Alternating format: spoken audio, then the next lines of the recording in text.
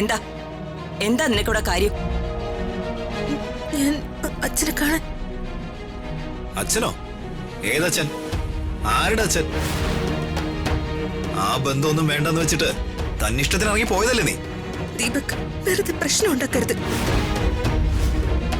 എനിക്ക് എന്റെ അച്ഛനെ കാണണം. ഋതികെ, ഇപ്പൊ പ്രതാപന്റെ കാര്യങ്ങൾ തീരുമാനിക്കുന്നതേ ദീപക. പ്രതാപനെ ആര് കാണണം കാണണ്ട എന്നൊക്കെ ദീപക് പറയുന്നത് പോലെ നടക്കൂ. മറ്റാരെങ്കിലും ആയിരുന്നെങ്കിലേ അവൻ ചിലപ്പോ സമ്മതിച്ചേനെ, അല്ലേ മോനെ? പിന്നല്ലാതെ ഇവള് ഒറ്റൊരുത്തി കാരണം അമ്മാവന് ഹാർട്ട് അറ്റാക്ക് ഉണ്ടായത്. ഇവള് ചെയ്തതൊക്കെ ആലോചിച്ച് വിഷമിച്ച അമ്മാവൻ നെഞ്ചു കലങ്ങി താഴെ വീണത്. അതുകൊണ്ട് ഇവളകത്തേക്ക് ഇവിടുന്ന പ്രശ്നമില്ല. അമ്മായി പ്ലീസ്, എന്നോട് നിങ്ങൾക്കുള്ള വിരോധം എനിക്കറിയാം. പക്ഷെ ഇങ്ങനൊരു സാഹചര്യത്തിൽ എന്നോട് ദേഷ്യം മനസ്സിൽ വെച്ച് ഇങ്ങനെ പെരുമാറരുത്. അപേക്ഷയ, എനിക്കെന്റെ അച്ഛനെ ഒരു നോക്ക് കാണണം. അത്രേ ഉള്ളൂ.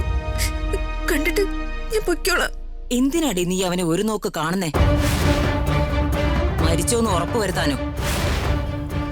അമ്മായി, ദേ, മര്യാദയ്ക്ക് പോകുന്നതാ നിനക്ക് നല്ലത്.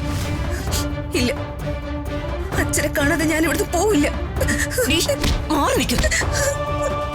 അമ്മായി പ്ലീസ് ഓടി. എന്താ എന്താ ഇവിടെ പ്രശ്നം? എന്തിനാ ഈ കുട്ടി കരയുന്നേ? സിസ്റ്റർ, അകത്ത് കിടക്കുന്ന പേഷ്യന്റ് എന്റെ അച്ഛനാ. അച്ഛനെ എനിക്ക് ഒരു നോക്ക് കാണണം. ഇവരെന്നെ അകത്തേക്ക് കടത്തി വിടുന്നില്ല. അകത്ത് കിടക്കുന്നതേ എന്റെ അനിയനാ. ആ നിലയിലെത്താൻ ഒരേ ഒരു കാരണക്കാരി ഇവളാ. ഇവളെ അകത്തേക്ക് കയറ്റി വിടുന്ന പ്രശ്നമില്ല. നിങ്ങൾ ഇങ്ങനെ മനുഷ്യത്വം ഇല്ലാതെ പെരുമാറിയാൽ എങ്ങനെയാ? അവരച്ഛനും മകളും അല്ലേ? അങ്ങനെയാണെങ്കിൽ പ്രതാപനോടൊന്ന് ചോദിക്കട്ടെ. അവന് സമ്മതമാണെങ്കിൽ ഇവളെ അകത്തേക്ക് കയറ്റിവിടാം. കയറി ചെന്നോളൂ.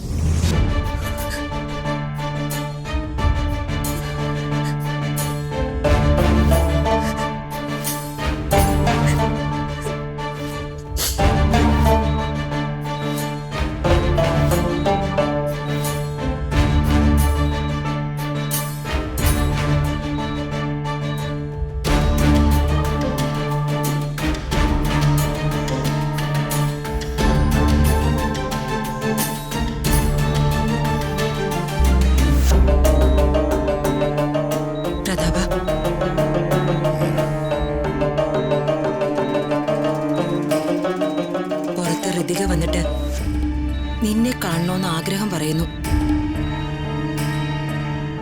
അവളെ അകത്തേക്ക് വിടണോ?